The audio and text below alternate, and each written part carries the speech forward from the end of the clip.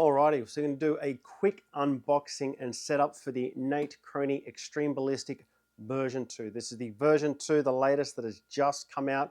A little bit different setup to the version 1. The calibration is automatic. Otherwise, just like all other NateChrony products, the setup process is the same. So, open up the box. Most importantly, we have the NateChrony sticker. Put that somewhere extremely highly visible. That is absolutely critical to device performance. Secondly, you'll see the packaging is a little bit naff. The packaging is all actually recycled. Truth be told, I'm a bit of a hippie at heart. We're throwing lead downfield. Lead's bad for the environment. Anything to keep Greta off our backs is a good thing. The powder coating is the architectural grade powder coating. That's actually a thing. It's not just some rubbish marketing term like aircraft grade aluminium. But it's a long journey from Australia.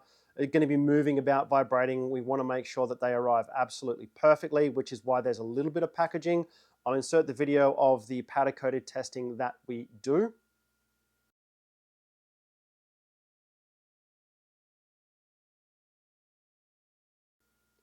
So you can see the powder coating is insanely durable, but just in case, we put a little bit of packaging.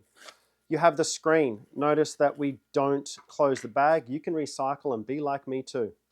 So that's a screen that goes on the side. We have the accessories bag. You get a USB cable. You get the antenna that needs to be put in place.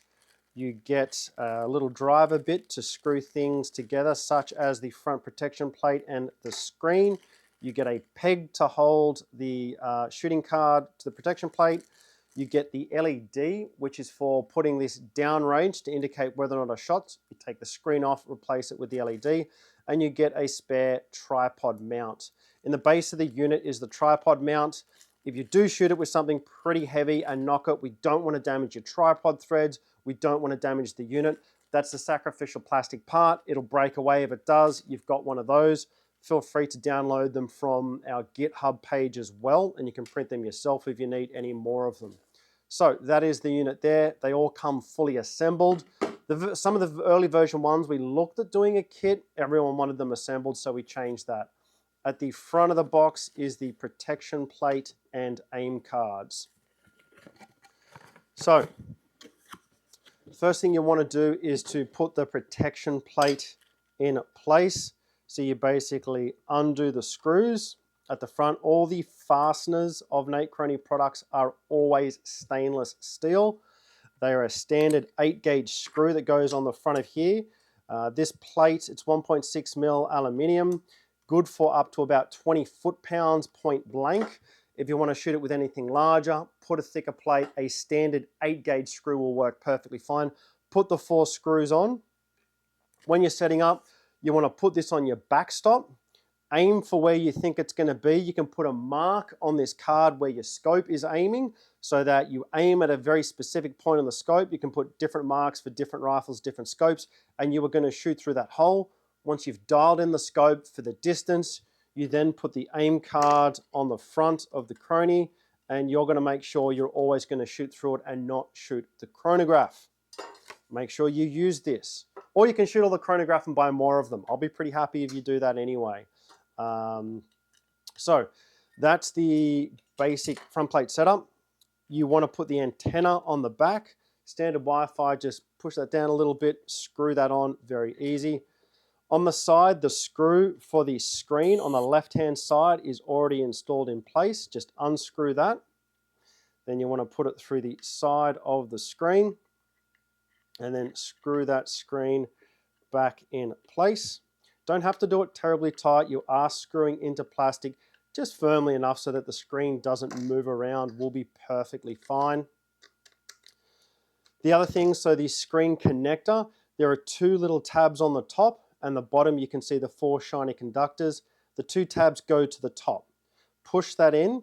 You need to make sure that it goes all the way in. It's actually a little bit tricky. It goes behind the aluminium and is flush with the plastic. So just make sure that that is pushed all the way in if you're having any issues. Also check the cable that goes between the top and the bottom. Make sure that hasn't come out during shipping. That's firmly in place and we're pretty much good to go and set up. You will need a power pack. A standard tiny little 18650 will last about 4 or 5 hours. Anything bigger will last a heck of a lot of time. You'll notice the protection plate's a little bit bigger to the unit. If you do want to put something on top, look at that. We've designed it so it gets protected. Just make sure that that is going to stop anything from hitting a battery behind there. Also protects the antenna a little bit. So we'll power the unit up. Insert the power. You'll see you get the flashing light sequence and the screen will come on. You will need a tablet, standard 5-volt USB power source, nothing fancy, nothing proprietary. Most importantly, read the instructions. You're watching the video, which is this little link, so I guess you are. Good for you. Any issues, 90% of the issues we've always had have been from people not reading the instructions and following them. So any questions, any queries, I'll probably just say read the instructions and be grumpy. Get your tablet. You will need a tablet, phone, any device that has Wi-Fi and a browser, works on a laptop, works on a PC. You will see the Wi-Fi network. You connect to the NateChrony Wi-Fi network. Once you're connected to that, you can then use your camera, scan the QR code on the left, and that'll take you straight to the device page.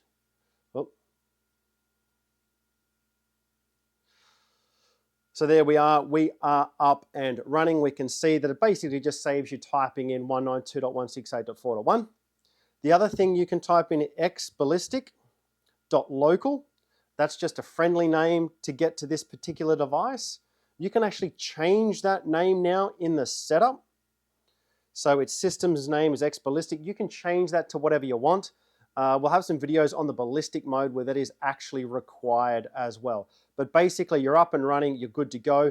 You can see there are always a couple of shots. Every NateChrony chronograph is live shot calibrated. They are proof that we have calibrated the unit. So it's not a second hand. Those shots are there because we've calibrated the unit. Now the NateChrony V2 is different. You don't have to adjust the sensitivity. That's done electronically. If you go into the setup, the one thing you do have to go is go into the setup page.